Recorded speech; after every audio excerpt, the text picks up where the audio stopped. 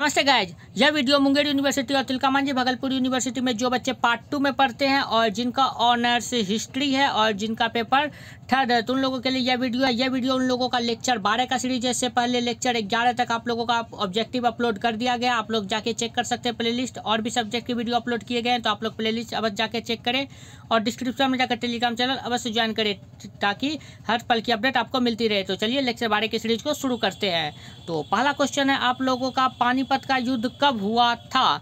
तो आप लोगों का जो है पानीपत का युद्ध हुआ था बाबर एवं इब्राहिम लोदी के बीच, जो कि हुआ था 13 अप्रैल 1526 ईस्वी को हुआ था। उस अनुसार से आप लोगों का आंसर हो जाएगा ऑप्शन नंबर क।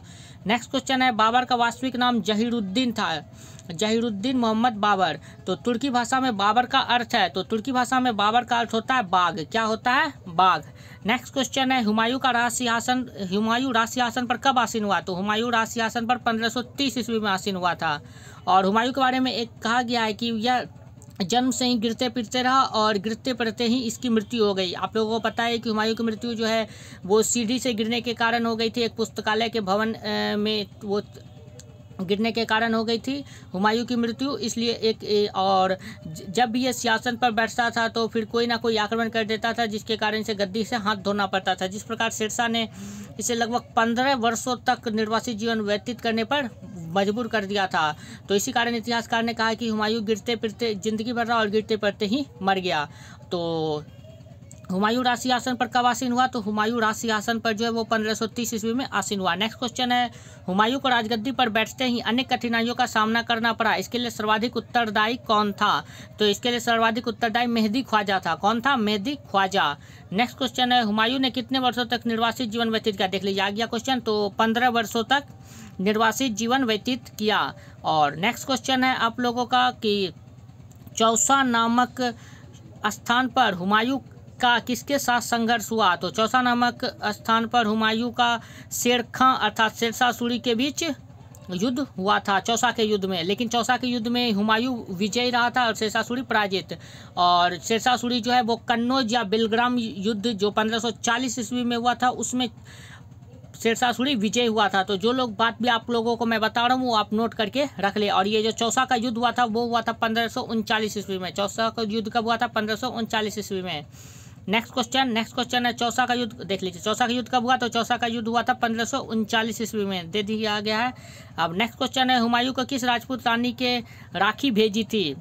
और आप लोगों को पता है कि एक हुमायूं के बारे में कहानी है कि इसे एक रानी ने राखी भेजा था कि आप हम पे आक्रमण हुआ है, मेरी रक्षा करें। तो हुमायूं ने राखी की लाज रखकर, जबकि मुसलमान होते हुए भी राखी की लाज रखकर उसने उसकी मदद की थी भरसक।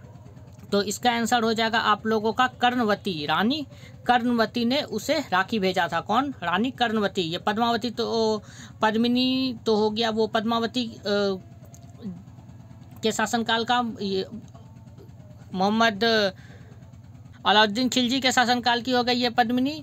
और जोधाबाई तो अकबर के शासनकाल की हो गई। तो कर्णवती जो है रानी कर्णवती उसने ही हुमायूं को राखी भेजी थी। अब नेक्स्ट क्वेश्चन है हुमायूं जीवन पर्यंत लड़खड़ाता रहा तथा लड़खड़ा कर ही उसकी मृत्यु हो गई है, किस इतिहासकार का कथन है? तो ये क्वेश्चन आप लोगों के लिए इंपॉर्टेंट है, इसे आप वेरीफाई करके लिख ले, ये क्वेश्चन आने के चांस हैं। तो इसका आंसर आप लोगों का हो जाएगा लेनपुल। इतिहासकार लेनपुल ने इसके बारे में ऐसा कहा है। नेक्स्ट क्वेश्चन है हुमायूं दिल्ली का शासक पुनः कब बना? तो हुमायूं दिल्ली का पुनः शासक बन गया था 1555 ईस्वी में। कब बना था? 1555 ईस्वी में। नेक्स्ट क्वेश्चन है बाबर का भारत पर प्रथम आक्रमण 1519 ईस्वी में हुआ था। इस आक्रमण में उसने बाजोर और भेड़ा को विजित किया था। तो ये आंसर बिल्कुल सत्य है। भारत पर प्रथम आक्रमण उसने 1519 ईस्वी में किया था। और जो बाबर जब मुगल साम्राज्य की नींव कब रखी? तो 1526 ईस्वी में, जब उसने इब्राहिम लोदी को हराया तब। उससे पहले भी इस बाबर ने आक्रमण किया था 1519 ईस्वी में, और इस आक्रमण में उसने बाजोर और भेड़ा को विजित किया था, मतलब जीत लिया था। नेक्स्ट क्वेश्चन है बाबर द्वारा प्रयोग की गई तुगलमा युद्ध नीति ने इब्राहिम लोदी का पराजित कर उसे विजय प्रदान की थी। तो ये भी बिल्कुल सत्य है, उसने इब्राहिम लोदी को पराजित कर दिया, जिसके कारण फिर मुगल वंश की नींव रखी गई। नेक्स्ट क्वेश्चन है बाबर ने भारत पर 1519 ईस्वी में प्रथम आक्रमण कर मुगल साम्राज्य की स्थापना की थी। ये बिल्कुल गलत है, क्योंकि उस समय सिर्फ इसने बाजोर और भेरा को विजित किया था, ना कि मुगल साम्राज्य की नींव रखी थी। मुगल साम्राज्य की नींव इसने पानीपत के प्रथम युद्ध के बाद रखी थी। तो इसका आंसर गलत हो जाएगा। नेक्स्ट क्वेश्चन है, बाबर ने तुर्की भाषा में अपनी आत्मकथा तुजुक के बाबरी लिखी थी। तो ये बिल्कुल सही है। तुजुक के बाबर की आत्मकथा जो कि इसने स्वयं लिखी थी और ये तुर्की भाषा में लिखा गया है। और बाबर जो है वो पढ़ा लिखा था, मतलब शिक्षित था। और अकबर जो है वो निरक्षर था, अर्थात उसे अक्षर का ज्ञान नहीं था, वह अशिक्षित था। अब नेक्स्ट क्वेश्चन है, बाबर की पुत्री गुलबदन बेगम ने हुमायूं नामा में बाबर की विशेषताओं का उल्लेख किया है। तो ये बिल्कुल सत्य है। बाबर की पुत्री का नाम गुलबदन बेगम है और इसने हुमायूं नामा की रचना की है। तो ये भी आपसे पूछ सकता है, हुमायूं नामा की रचना किसने किया है? तो गुलबदन बेगम ने, और उसने बाबर की विशेषताओं का उल्लेख किया है और बाबर की विशेषता का उल्लेख किया, जबकि ये हुमायूं नामा हुमायूं के बारे में लिखा गया है। अब नेक्स्ट क्वेश्चन, और एक क्वेश्चन आप लोगों को बता दूं कि बाबर मुगल साम्राज्य की राजकीय भाषा फारसी थी, यानी राजकाज के जो कार्य होते थे वो फारसी में होते थे, लेकिन बाबर ने अपनी आत्मकथा तुर्की भाषा में लिखी थी। आत्मकथा किस भाषा में लिखी थी? तुर्की भाषा में, जबकि मुगल साम्राज्य की राजकीय भाषा फारसी है। ये क्वेश्चन भी आप लोगों के लिए इंपॉर्टेंट है, नोट करके रख ले, वेरीफाइड है। नेक्स्ट क्वेश्चन है, बाबर ने भारत पर डैश ईस्वी में 5वीं बार आक्रमण किया तथा मुगल साम्राज्य की स्थापना की। तो 1526 ईस्वी में बाबर ने भारत पर 1526 ईस्वी में 5वीं बार आक्रमण किया था। इससे पहले भारत पर 4 बार आक्रमण कर लिया था और देख लिया कि भारत पर विजय प्राप्त करना आसान है, थोड़ा हेल्प लेना पड़ेगा इधर उधर से। तो फिर 5वीं बार इससे सफलता मिल गई, आराम से इसने नींव डाल दी 1526 ईस्वी में।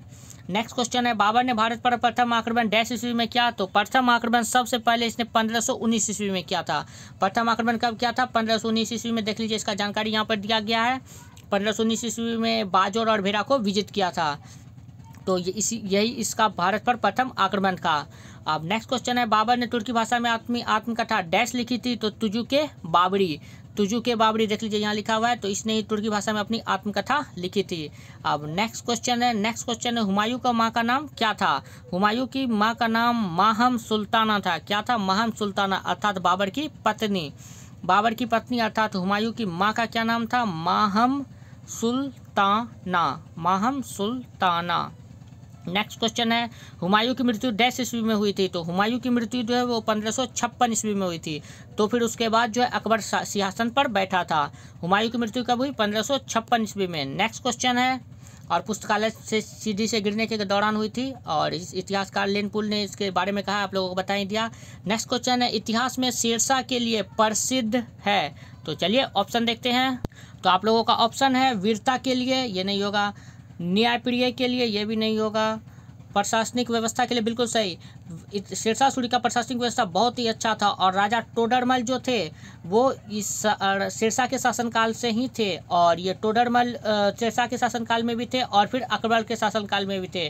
शेरशाह जब गद्दी पर था तो उसका वित्त सचिव टोडरमल था, और जब अकबर था तो अकबर का भी वित्त सचिव टोडरमल ही था, क्योंकि उसे तो सिर्फ अपना प्रदेश जीतने से मतलब है, सभी को मारना तो जरूरी नहीं ना है। इसलिए जो भी नवरत्न सब रहते हैं उन लोगों को कोई क्षति पहुंचाई नहीं जाती है, वो फिर से आ जाते हैं इन्हीं सब के साथ।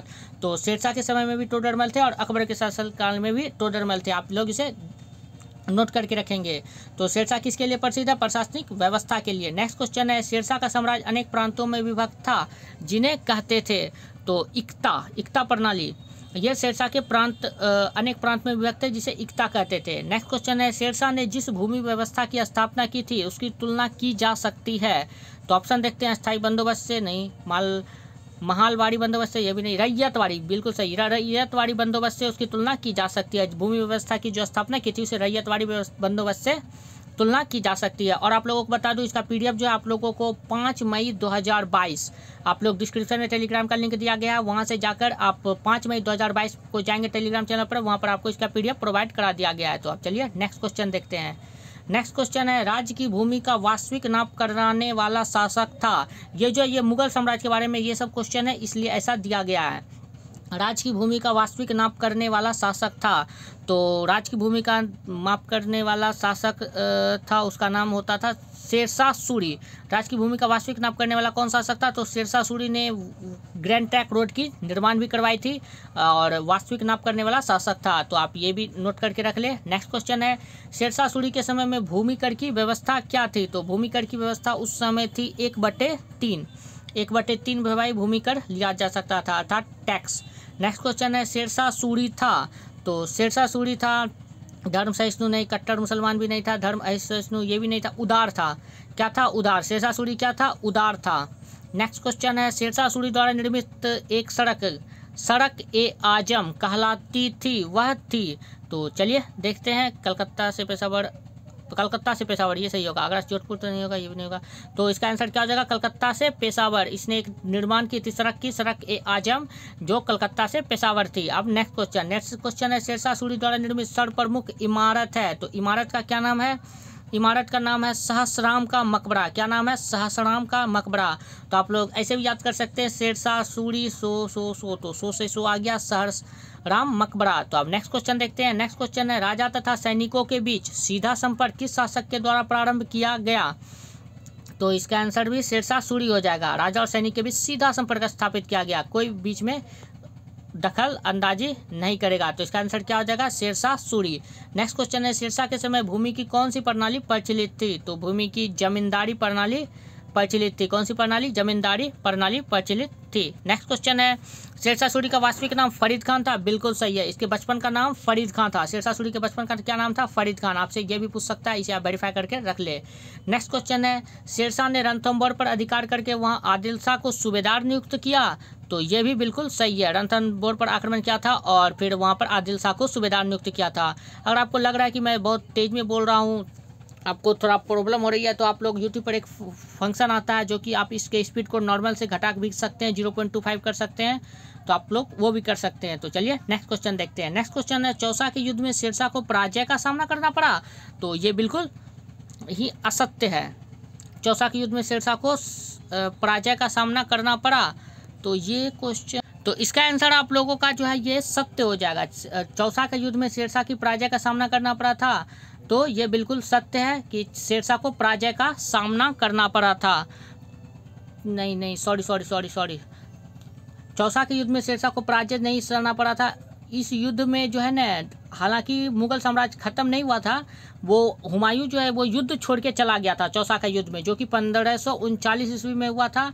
और इस युद्ध में समझ लीजिए एक तरह से बहुत सारे छोटे छोटे बुक में दिया जाता है कि हुमायूं विजयी हुआ, लेकिन हुमायूं वहां से भाग गया था। लेकिन मुगल साम्राज्य की नींव रही ही थी। फिर दोबारा से हुमायूं युद्ध करने आया था 1540 ईस्वी में, जिसे कन्नौज या बिलग्राम के युद्ध से नाम से जाना जाता। और इस युद्ध में पूर्णतः हुमायूं की हार हुई और फिर जो 15 साल तक इसे निर्वासित जीवन व्यतीत करना पड़ा था। तो इसका आंसर हो जाएगा, चौसा के युद्ध में शेरशाह को पराजय का सामना करना पड़ा था। ये बिल्कुल असत्य है, इसमें इसकी जीत ही हुई थी, लेकिन मुगल साम्राज्य की स्थापना थी ही। तो आपको ऊपर में एक क्वेश्चन बताए थे कि चौसा का युद्ध 1539 में हुआ था, उसमें बताया गया था कि शेरशाह पराजित हुआ था, तो बिल्कुल नहीं, वो थोड़ा मिस्टेक के कारण आप लोगों को बता दिया गया। तो चौसा के युद्ध में शेरशाह की पराजय नहीं हुई थी। चौसा के युद्ध में ना कन्नौज के युद्ध में शेरशाह की पराजय हुई थी, दोनों में हुमायूं की पराजय हुई थी। हालांकि कन्नौज या बिलग्राम के युद्ध में, जो कि 1540 ईस्वी में हुआ था, उसमें मुगल साम्राज्य खत्म हुआ था और फिर से 1555 ईस्वी में फिर से मुगल साम्राज्य की नींव पड़ी थी। तो चलिए अब नेक्स्ट क्वेश्चन देखते हैं। नेक्स्ट क्वेश्चन है, शेरशाह सूरी 1540 ईस्वी में दिल्ली के राज सिंहासन पर आसीन हुआ। तो ये बिल्कुल सत्य है, देख लीजिए 1540 ईस्वी में दिल्ली के राज सिंहासन पर आसीन हुआ, 1539 में तो हुमायूं ही था। अब नेक्स्ट क्वेश्चन है, शेरशाह के शासनकाल में प्रत्येक इक्ता का सर्वोच्च अधिकारी सूबेदार होता था।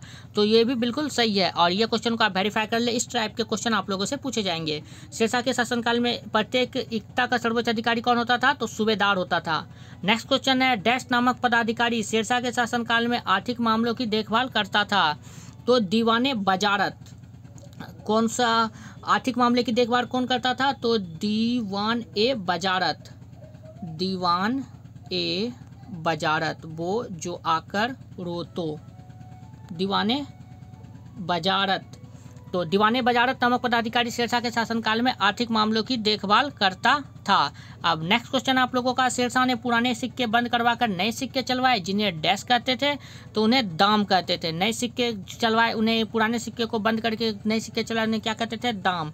और 1 रुपये के सिक्के भी चलाने का शेरशाह सूरी को ही जिम्मेदार माना जाता है, मतलब कि इसने ही चलाया था, जिम्मेदार नहीं मतलब इसने ही चलाया था। नेक्स्ट क्वेश्चन है शेरशाह सूरी डैश ईस्वी में दिल्ली के राष्ट्रीय आसन पर आसीन हुआ।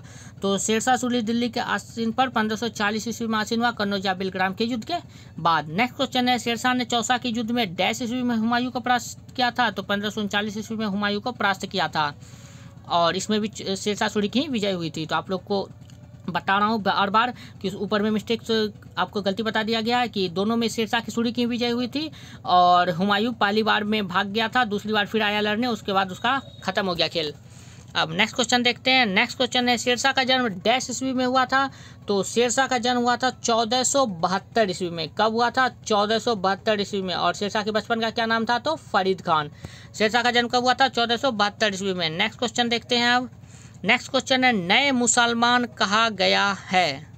ये जो आप लोगों का ये 5 क्वेश्चन है, ये क्वेश्चन आप लोगों का सल्तनत कालीन समाज से लिया गया है। किस चैप्टर से लिया गया? सल्तनत कालीन समाज से। तो इसका आंसर हो जाएगा नए मुसलमान कहा गया है तो मंगोल जिन्होंने इस्लाम धर्म अपनाया, उन्हें ही नए मुसलमान कहा गया है, जिन्होंने इस्लाम धर्म को अपनाया, मंगोल जिन्होंने इस्लाम धर्म को अपनाया। नेक्स्ट क्वेश्चन है उलेमा का कार्य था। तो उलेमा का कार्य था धार्मिक परामर्श देना, ये धार्मिक परामर्श देते थे उलेमा। नेक्स्ट क्वेश्चन है उलेमा की उपेक्षा किसने की? तो उलेमा की उपेक्षा जो है वो बलबन ने की थी। बलबन, ये देखिए ऑप्शन घ में है बलबन। उलेमा की उपेक्षा किसने की थी? बलबन ने। और ये क्वेश्चन वेरीफाइड कर लीजिए, ये क्वेश्चन इंपॉर्टेंट है आप लोगों के लिए। नेक्स्ट क्वेश्चन है कस्साव का अर्थ था। तो कस्साव का अर्थ होता है कसाई, को से कस्साव, को से कसाई, ये इस आपका ट्रिक हो गया। तो कस्साव का अर्थ क्या होता है? कसाई। नेक्स्ट क्वेश्चन है जरगर का अर्थ था। तो उस समय जरगर का अर्थ था सुनार। क्या था? सुनार। देख लीजिए ऑप्शन नंबर घ में दिया गया है सुनार। जरगर का अर्थ क्या था? सुनार। नेक्स्ट क्वेश्चन है आप लोगों का इल्तुतमिश कालीन मुद्राओं को कहते थे। ये चैप्टर जो है आप लोगों का सल्तनत कालीन आर्थिक दशा से लिया गया है। ये 5 क्वेश्चन आप लोगों के सल्तनत कालीन आर्थिक दशा से लिया गया। आप लोगों को पता है कि सल्तनत कालीन आप लोगों का चैप्टर में है, तो उससे लिया गया है। तो अब नेक्स्ट क्वेश्चन देखते, इसका आंसर क्या होगा? इल्तुतमिश कालीन मुद्राओं को क्या कहते थे? तो इल्तुतमिश कालीन मुद्राओं को टंक कहते थे। क्या कहते थे? टंक, अर्थात टंका। नेक्स्ट क्वेश्चन है राजस्व संबंधी सुधारों का प्रमुख उद्देश्य था। तो राजस्व संबंधी सुधारों का प्रमुख उद्देश्य शक्ति को संगठित करना। ऑप्शन ख नंबर हो जाएगा। क्या हो जाएगा? शक्ति को संगठित करना। नेक्स्ट क्वेश्चन है आर्थिक सुधार करने वाला प्रथम शासक था। तो आर्थिक सुधार करने वाला प्रथम शासक अलाउद्दीन खिलजी था। कौन था? आर्थिक सुधार करने वाला अलाउद्दीन खिलजी। इसे आप वेरीफाइड करके रख ले, ये क्वेश्चन बहुत ही ज़्यादा इंपॉर्टेंट है। बहुत सारे क्वेश्चन आप लोगों को वेरीफाइड करने के लिए भूल जाता हूं, तो आप लोग वीडियो में अवश्य सब वीडियो देखा करें, क्योंकि बहुत सारी बातें आपको वीडियो में बताई जाती है, तो आप लोग वीडियो अवश्य देखा करें। नेक्स्ट क्वेश्चन है सांकेतिक मुद्रा के अंतर्गत सिक्के किस धातु के थे? तो सिक्के उस समय के तांबे के होते थे, तांबे के होते थे। सांकेतिक मुद्रा के अंतर्गत सिक्के किस धातु के होते थे? तो तांबे के होते थे। जौनपुर की स्थापना की थी। तो जौनपुर की स्थापना फिरोज तुगलक ने की थी। किसने की थी? फिरोज तुगलक ने की थी। ऑप्शन नंबर घ। जौनपुर की स्थापना किसने की थी? तो जौनपुर की स्थापना फिरोज तुगलक ने की थी। तो आप लोगों का आज 50 क्वेश्चन पूरा हो गया है, और लेक्चर 12 का अब नेक्स्ट डे आपको लेक्चर 13 का सीरीज लाया जाएगा। तो आप लोग वीडियो पर बने रहे, और भी सब्जेक्ट के वीडियो अपलोड किए जाएंगे, तो आप लोग चैनल पर बने रहे, और अपने फ्रेंड को भी आप लोग जरूर शेयर करें, क्योंकि बहुत सारे बच्चों को नहीं पता है कि ऑनलाइन तैयारी करवाई जा रही है, और आप लोगों का गेस्ट पेपर से सबसे पहले आप लोगों का डाउट दूर किया जाता है। जो भी गलत इन्फॉर्मेशन है उसे सही किया जाता है। तो आप लोग चैनल पर जरूर बने रहे, और आप लोग को किस तरह तैयारी की जाती है, तो अगर आपको वो नहीं पता है तो डिस्क्रिप्शन में लिंक दिया गया है, उस लिंक पे आप जाके वीडियो देख सकते हैं। और मिलते हैं नेक्स्ट वीडियो में। तो आप लोग अपने फ्रेंड को जरूर शेयर करें, और टेलीग्राम चैनल पर जुड़ना बिल्कुल ना भूलें, क्योंकि हर पल की अपडेट आपको टेलीग्राम चैनल पर दी जाती है। वीडियो बनाने में थोड़ी देर लग जाती है, तो इसलिए टेलीग्राम चैनल पर अपडेट दे दी जाती है। तो आप लोग टेलीग्राम चैनल अवश्य ज्वाइन करें, और इसका PDF भी आपको टेलीग्राम चैनल पर ही मिलेगा। तो मिलते हैं नेक्स्ट वीडियो में। धन्यवाद। Thank you.